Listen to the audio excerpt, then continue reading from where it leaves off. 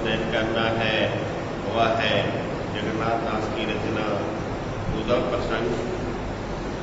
उसमें शेष इसके पूर्व जो जिन रचनाओं को हमने अध्ययन किया है उसका अध्ययन करते रहेंगे। आज जो शेष रचनाएं हैं उसमें है भाई जीत तीत ते विदाई है तो उद्धव की गोपी भरी आरती समारती न आसुरी कहे रत्नाकर मयूर पक्ष कौली कोई अंजलि माहे प्रेम आसुरी भाव भरी कोई ली रुचिर सजाओ दही कोई मही मंजुता वितलगत पासुरी पीत पट नंद जस मत नवनीत नयो कीरत कुमारी सुर बारी दई बासुरी। जब उद्धव ब्रज से मथुरा वापस लौटने लगी तो राधा जसोदा नंद और गोपियों ने उन्हें कृष्ण को देने के लिए विभिन्न प्रकार के उपहार लेकर पहुंचे। इसी का वर्णन यहाँ कवि ने किया है। जगन्नाथ दासनी कवि का कहना है कि जब उद्धव ब्रज से जाने लगे तो गोपियां अत्यंत व्याकुल हो गई और उन्हें विदाई देने के लिए इधर उधर दौड़ने लगी। उस समय वे इतनी दुखी थी कि वे ठीक से सांस भी नहीं ले पा रही। श्री कृष्ण को उपहार के रूप में देने के लिए उनमें से कोई गोपी मोर के पंख को लेकर आई, कोई अपने नेत्रों में प्रेम के आंसू उमड़ाती हुई वन पुष्पों की माला लेकर पहुंची, कोई प्रेम से भरी हुई कोई गोपी स्वादिष्ट मलाईदार दही लेकर आई और कोई अपनी फटती हुई पसलियों को दबाए हुए मट्ठा लेकर आई। नंद ने श्री कृष्ण के लिए पीला वस्त्र एवं जसोदा ने उनके लिए श्री कृष्ण के लिए ताजा मकान और राधा ने श्री कृष्ण के लिए सुरीले स्वर वाली बांसुरी लाकर दी। काव्य सौंदर्य में जैसे श्री कृष्ण के प्रेम में विवल और उद्धव की विदाई से दुखी ब्रजवासियों की दशा का सजीव चित्रण हुआ है।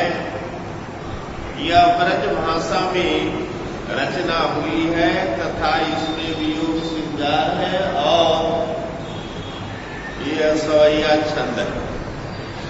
दूसरी इनकी रचना है प्रेम मत छाके पग परत कहाँ के कहाँ थाके अंग नयन शिथिलता सुभाई है कहे रत्ना करियो आवत चकात उधो मानो सुदियात कोई भावना भुलाई है धारत धरा पे ना उदार अति आदर संसारत बहुलनी जो सांस अधिकाई है एक कर राजे ब्रह्मनीत जसुदा को दियो एक कर बंसी पर राधिका पठाई है।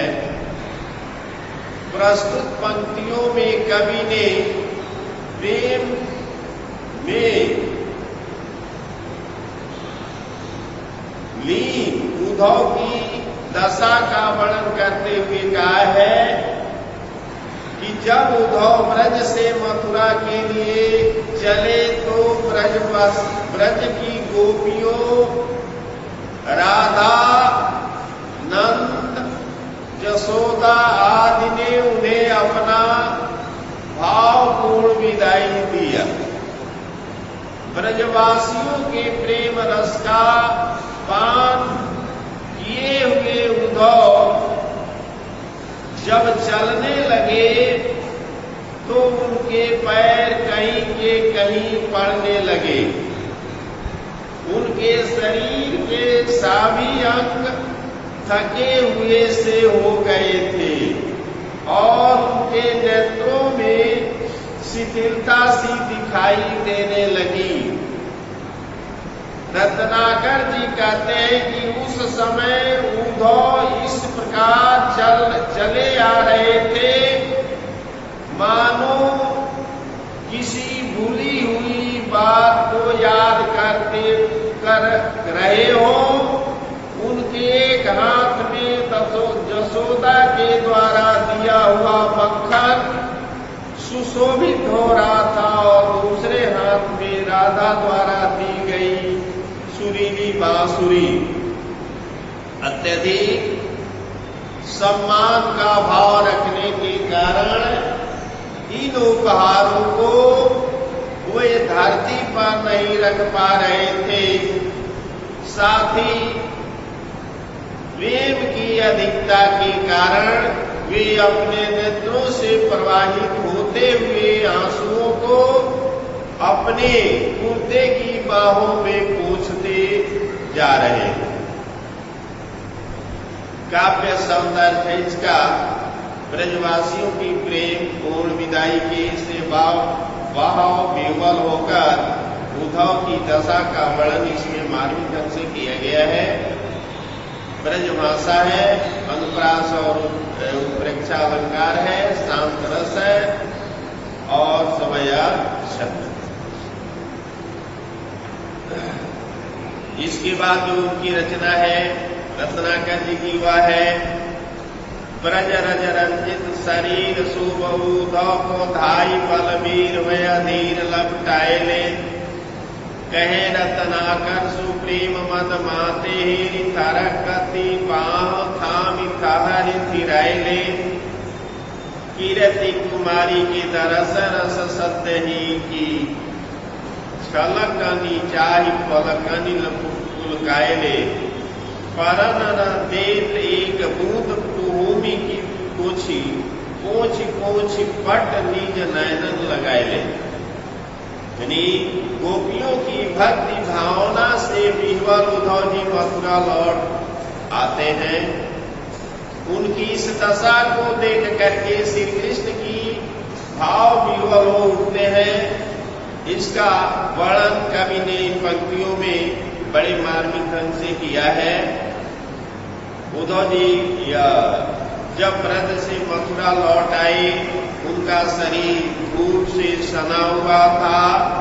उनके शरीर को ब्रज की पवित्र धूलि से सने देखकर श्री कृष्ण भाव विह्वल होकर दौड़कर उद्धव को अपनी अत्यंत धीरता से अपनी बाहों में लिपटा लिए। कवि रत्नाकर कहते हैं कि जब उद्धव को प्रेम मद में मस्त देखकर श्री कृष्ण उनकी कांपती हुई भुजाओं को थाम लेते हैं और स्वयं भी गोपियों के उस पवित्र प्रेम को याद कर कांपते हुए अपने बाहों से उद्धव को स्थिर करने का प्रयास कर रहे हैं। श्री राधा जी के अभी हाल ही में किए गए नवीन दर्शन रूपी रस का पान करने के कारण आंसुओं से उभरे थे नेत्रों को देखकर श्री कृष्ण के नेत्रों की पलकें भी पुलकित हो उठी, अर्थात उनके नेत्रों की पलकें भी आंसुओं से आर्त हो गईं। राधा के दर्शन से पवित्र उद्धव के नेत्रों से निकले आंसुओं को श्री कृष्ण नीचे पृथ्वी पर गिरने से पहले ही उनकी एक एक बूंद को अपने दुपट्टे से पोंछ कर अपने नेत्रों में लगा लिया। काव्य संदर्भ में उद्धव के साथ साथ श्री कृष्ण की भावजनित अनुभवों से परिपूर्ण छवि का मोह वर्णन हुआ है। श्री कृष्ण का दौड़कर उद्धव को गले लगाना, नेत्रों से आंसुओं के उमड़ आने, उद्धव के आंसुओं को दुपट्टे से पोंछकर अपने नेत्रों में लगाना, जिनका वर्णन यहाँ हुआ है। वहीं गोपियों के प्रति श्री कृष्ण की पवित्र निस्वार्थ प्रेम का भी दर्शन इन पंक्तियों में हो रहा है। ब्रजभाषा में यह लिखा गया है, तथा शांतरस है और सवया।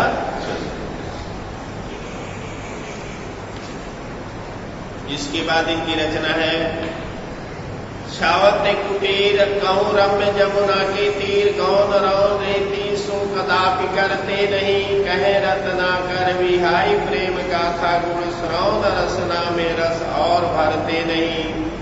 गोपी ग्वाल बालन के उमड़त आंसू देख देख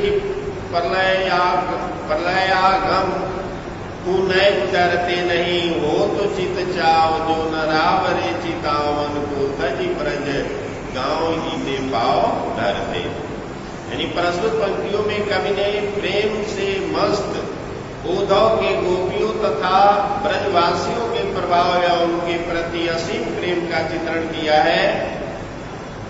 उद्धव ब्रज भूमि से लौटकर श्री कृष्ण से कहते हैं कि हे नाथ, हम तो जमुना नदी के रमण सुंदर किनारे पर ही कहीं अपनी कुटिया बना लेते और उस अनुपम रेतीले किनारे को छोड़कर कभी भी कहीं भी किसी और स्थान को न जाते।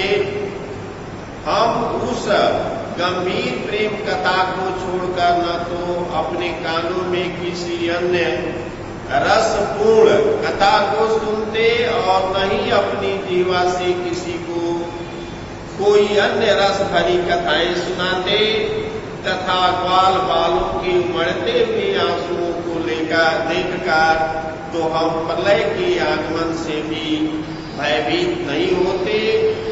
अर्थात गोपियों का अश्रु प्रवाह प्रलय से भी अधिक प्रवाह भयावह प्रतीत होता है। उद्धव कहते हैं कि हे श्री कृष्ण, यदि हमारे मन में आपको सजग करने की अभिलाषा नहीं होती तो हम ब्रज भूमि छोड़कर इधर पैर नहीं रखते, अर्थात यहाँ कभी लौटकर नहीं आते। काव्य संदर्भ में ब्रज भूमि के प्रति कवि का असीम प्रेम व्यक्त हुआ है तथा इसमें यह ब्रजभाषा में रचना हुआ है, अनुप्रास और अनुप्रास अलंकार है तथा यह रस करुण और शांत छंद समय।